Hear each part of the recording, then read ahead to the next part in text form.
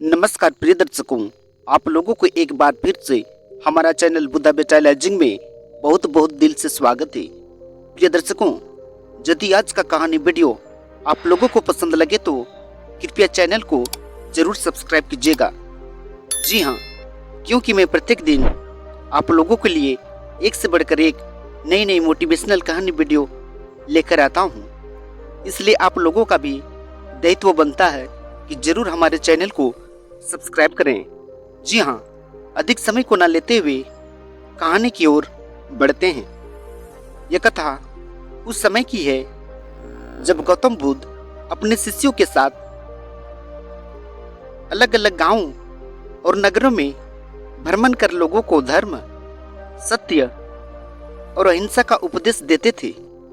एक छोटे से गांव में एक बूढ़ी माँ अपने बेटे और बहू के साथ रहती थी।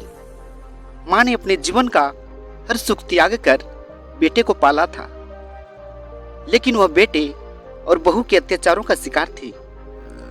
जी हाँ मित्रों, यह कहानी आगे हम लोगों को ये सिखाती है कि कैसे कुदरत दुष्टता का न्याय करती है और बुद्ध की शिक्षाएं हमें सत्य और करुणा का मार्ग दिखाती हैं। गांव में राधा नाम की एक बुजुर्ग महिला रहती थी। उसने अपने इकलौते बेटे राहुल को बड़े कष्टों से पाला था। राहुल की शिक्षा, विवाह और हर जरूरत को पूरा करने के लिए राधा ने अपनी सारी संपत्ति और मेहनत लगा दी। शुरुआत में राहुल अपनी माँ का आदर करता था, लेकिन शादी के बाद उसकी सोच बदलने लगी। उसकी पत्नी सुशीला ने राहुल को माँ से दूर करने की चालें चलना शुरू कर दी। बहू और बेटे के अत्याचार, माँ का अनादर। सुशीला ने राहुल को समझाया कि बूढ़ी माँ उनके घर पर बोझ है। राहुल ने माँ से बात करना कम कर दिया और उसके साथ रूखा व्यवहार करने लगा। खाने का अपमान। सुशीला ने बूढ़ी माँ के लिए खाना अलग बना दिया। कई बार उसे रूखी रोटी और पानी हर ही दिन बिताने पड़ते थे। माँ का अपमान। बहू और बेटा मिलकर राधा को ताने मारते थे।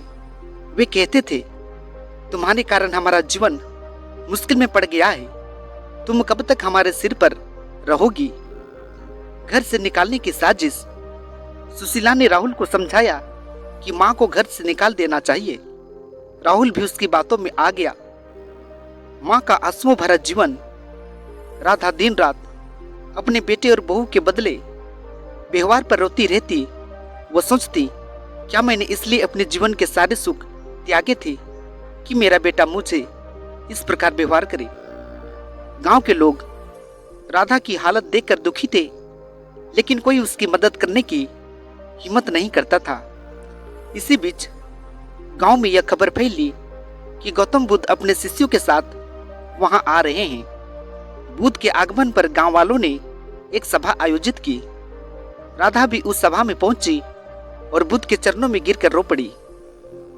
राधा ने कहा, भगवान, मैंने अपने बेटे के लिए सब कुछ किया, लेकिन आज वही बेटा मुझे अपमानित कर रहा है। मैंने ऐसा क्या पाप किया है।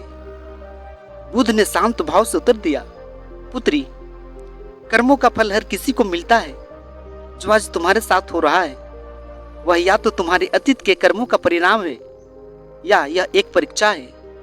लेकिन जो तुम्हारे बेटे और बहू ने किया है, कुदरत उन्हें इसका फल अवश्य देगी।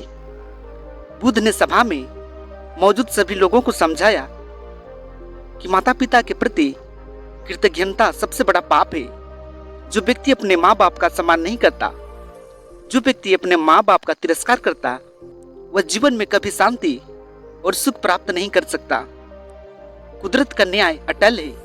जो अन्याय करता है उसे अपने कर्मों का फल भुगतना ही पड़ता है। समय भले ही लगे, लेकिन न्याय अवश्य होता है। बुद्ध ने कहा, सत्य और करुणा का मार्ग अपनाओ। अपने भीतर की दुष्टता को पहचानो और उसे समाप्त करो। कुदरत का न्याय।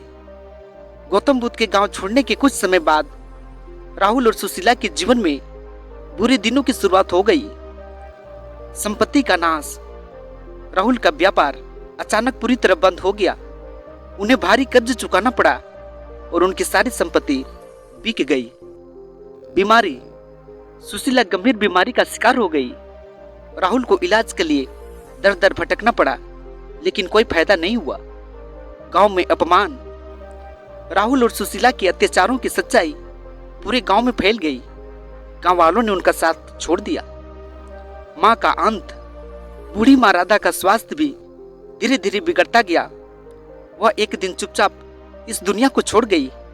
उसकी मृत्यु ने राहुल को पूरी तरह झकझोर दिया। मां की मृत्यु के बाद राहुल को अपनी गलती का एहसास हुआ। वो गौतम बुद्ध के पास गया और उनसे प्रायश्चित का मार्ग पूछा। बुद्ध ने कहा, पश्चाताप का मार्ग सच्चे हृदय से होता है। अपने कर्मों को सुधारो और दूसरों की सेवा करो। जो कुछ तुमने अपनी मां के साथ किया, उसका प्रायश्चित केवल दूसरों की सहायता करके और सत्य का पालन करके किया जा सकता है। राहुल ने बुद्ध के उपदेशों को अपनाया। उसने अपने बचे हुए जीवन में गरीबों और बुजुर्गों की सेवा की। उसने अपनी गलतियों का प्रायश्चित किया और सत्य और करुणा के मार्ग पर चलने का संकल्प लिया। जी हाँ मित्रों, यह छोटा सा कहानी हम लोगों को ये शिक्षा देकर जाती है कि माता पिता का अपमान सबसे बड़ा पाप है। कुदरत हर अन्याय का न्याय करती है।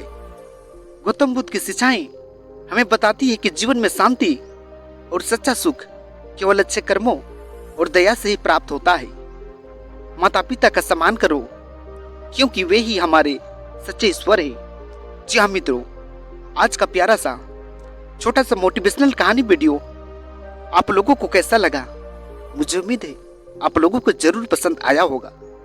वैसे दर्शक बंधु जो हमारे चैनल में तो आते हैं, लेकिन हमारे चैनल को सब्सक्राइब नहीं करते हैं, वैसे दर्शक बंधुओं से मेरा आग्रह है कि कृपया हमारे चैनल को जरूर सब्सक्राइब करें, क्योंकि मैं आप लोगों तक कहानी पहुंचाने में बहुत अथक मेहनत करता हूं। इसलिए आप लोगों का भी कर्तव्य बनता है कि हमारे चैनल को जरूर सब्सक्राइब करें, क्योंकि एक सब्सक्राइबर हमारे जीवन में आगे बढ़ने में बहुत मदद करता है। जी हाँ मित्रों, आज का कहानी वीडियो में इतना ही। आप लोगों को बहुत बहुत धन्यवाद। नमस्कार।